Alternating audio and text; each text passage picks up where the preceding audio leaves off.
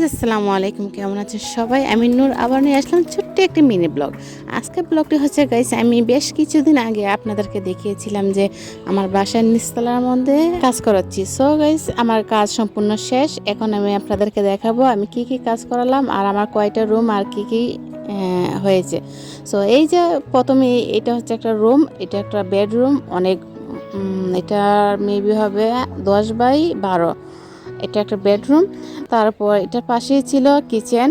এই যে কিচেনটা অবশ্যই অনেকটা ছোট হয়ে গেছে। আসলে গাইস, এটা আমি বাসা ভাড়া দেওয়ার জন্য বানিয়েছি, নিজে ইউজ করার জন্য না। সো যতটুকু পারা যায় মানে একটু সুন্দর করার চেষ্টা করেছি আর কি।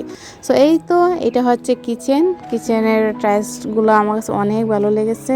মানে এক কথায় গাইস, আমি ওই নিজের বাসার জন্য যেগুলো লাগিয়েছিলাম সেগুলো থেকে নিচের বাসার টাইলসগুলো অনেক বেটার হয়েছে। তো জানি না আপনাদের কাছে কেমন লাগছে, যদি ভালো লাগে তাহলে অবশ্যই কমেন্টে জানাবেন।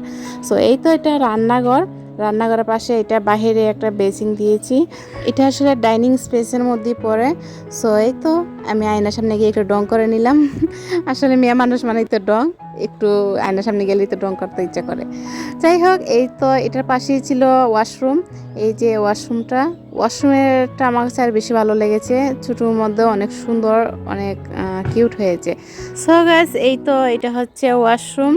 তো আপনাদেরকে যা যা দেখালাম, এই যে একটা বেডরুম, একটা কিচেন, এখানে ডাইনিং স্পেসের বেসিং, তারপর ওয়াশরুম, দেন এদিকে হচ্ছে আরেকটা বেডরুম। সো টোটাল আমি 2টা বেডরুম, একটা কিচেন, একটা ওয়াশরুম আপাতত আমি ভাড়া দিব।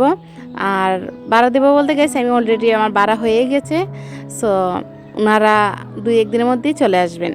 তো এই ছিল আমার আজকের ব্লগটি কেমন লেগেছে অবশ্যই কমেন্টে জানাবেন। আর যদি ভালো লাগে তাহলে অবশ্যই একটা লাইক দিয়ে আমার পাশে থাকবেন। সবাই ভালো থাকবেন, সুস্থ থাকবেন। আবার দেখা হবে নেক্সট ভিডিওতে। টাটা।